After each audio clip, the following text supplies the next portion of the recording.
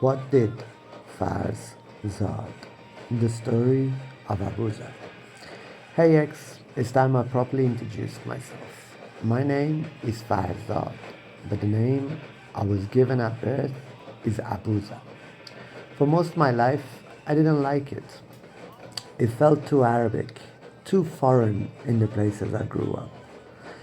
Then I started digging into what it actually means and who it points to, and the whole story flipped me inside out. Abouzar literally translates as father of ants. Before I even went to school, my favorite playmates weren't other kids. They were the ants crawling through our home. I'd carefully put them in my toy cars and drive them around like tiny dignitaries on a grand tour.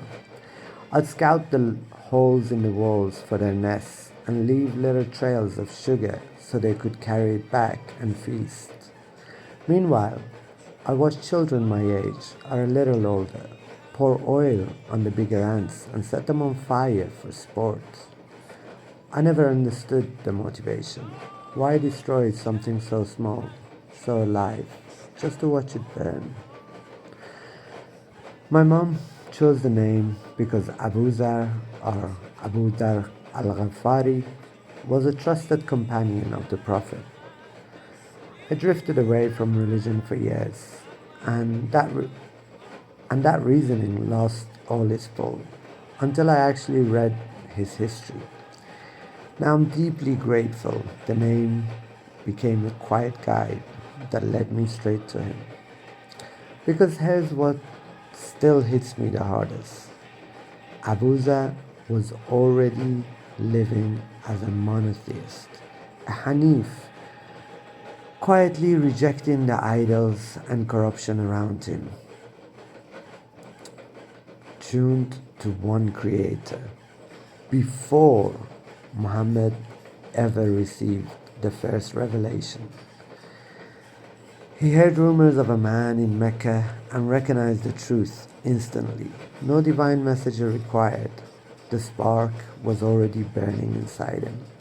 And get this, Abuza was the very first person to greet the Prophet with the words, Assalamu alaikum, peace be upon you.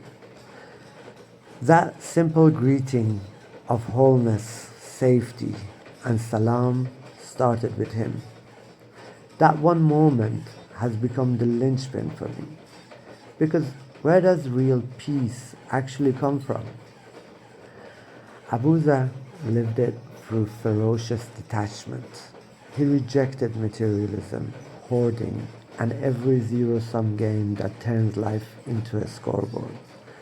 One of his sharpest recorded lines, I would rather have a stomach full of puss than a stomach full of wealth.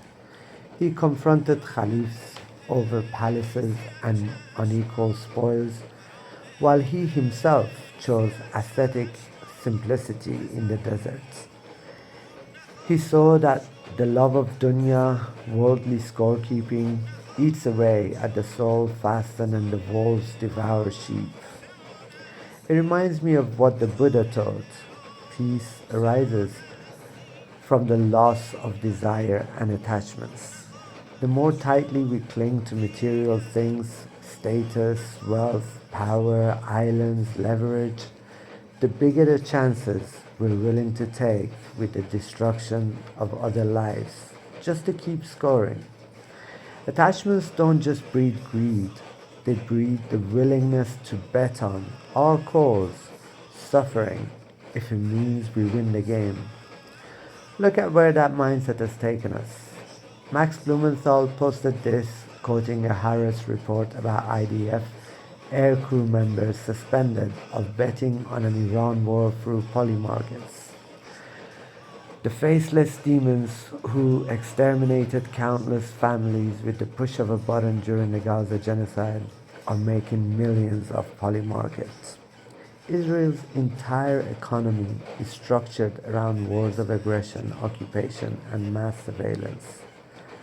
We've built an entire civilization around probabilities done wrong.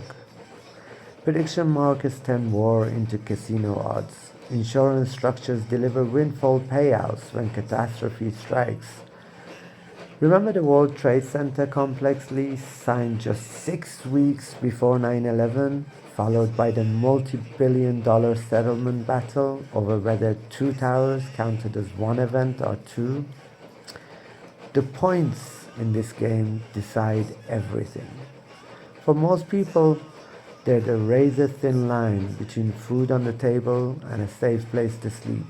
For the winners at the top, they buy private islands, influence, and the quiet ability to treat humans of all ages as tradable assets in the shadows of the same system. We took the very uncertainty Abouzar approached with humility and salam, and we weaponized it into a rigged scoreboard. No peace in that, no salam when life itself becomes the bet you're willing to destroy for more attachments. This is exactly where the illusion of free will dissolves. Neuroscientist Robert Sapolsky, who holds multiple advanced degrees, yet realized there's no free will at the age of 14, has spent his career showing that our every so-called choice is the product of biology, environment, and the entire chain of causes that came before. Those people betting on destruction are no more ultimately responsible than the ants who arrived safely on the other side of the room because I put them in my toy car. They are all simply playing their parts in the single reality we have all imagined together. Each part is a reflection of the whole. As long as we stay scared of speaking out against atrocities, fearing we might lose our jobs, or gambling that our pensions will take care of us when we're older, we remain trapped in attachments. But if we truly observe reality, we see there is no point clinging to any of it. The greatest fortunes amassed can be erased in an instant, and any individual life can end in a split second. Rather than living in anxiety, playing these risks in competition with all the parts we see as separate from ourselves, maybe, just maybe, we can recognize ourselves in the entirety and stand up for any part of us that is in need, rather than hedging our bets for our own personal future. The 13th century Persian poet Sa'di captured this perfectly in his poem Bani Adam, Children of Adam. Human beings are members of a whole, in creation of one essence and soul. If one member is afflicted with pain, other members uneasy will remain. If you have no sympathy for human pain, the name of human you cannot retain. A carpet bearing these words now hangs in the United Nations, a quiet reminder to the world. I call myself Farz Zaad because I am the result of imagination, of thought, of the theory of everything that came before me and surrounds me right now. All reality is an expression of the whole. Now identifying as a very religiously spiritual atheist, I see that if we each find peace in our own lives and within ourselves, the collective reality we create will be one of peace.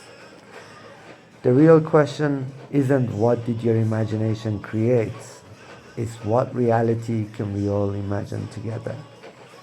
One where salam actually means something. One where we stop gambling with life and start stewarding it. Let's talk about it. Peace be upon you, but only if we stop gambling with life. Prompted by Farz Zaad, produced by Grok. What reality are you ready to imagine with me?